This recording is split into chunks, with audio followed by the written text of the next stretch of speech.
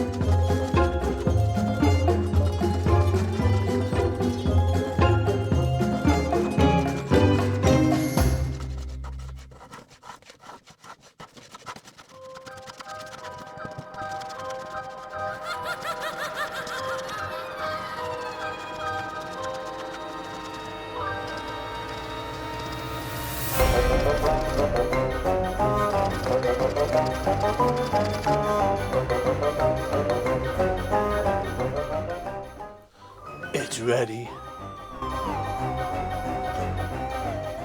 Well, I hope you've enjoyed my version of a jack-o'-lantern. Now, the video should have been out on Friday, but unfortunately during the making of the lantern and the filming I became ill. I lost my balance. Well, I didn't lose my balance, it was there. I was just unsteady on my feet. Apparently it was a bug that was going around, but I'm okay now.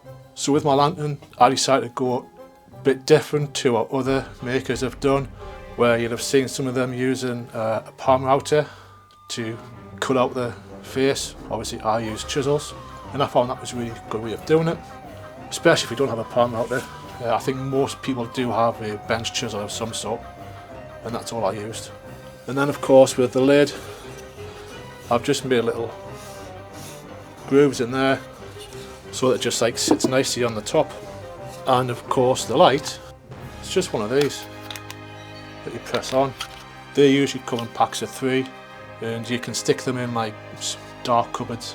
But don't forget, on Buy Me a Coffee I have got the links below in the description, and any donations are greatly appreciated, and they just go towards helping to produce more content such as this. And again, as I say, I really appreciate any contribution on that. And until the next time, gan spooky man.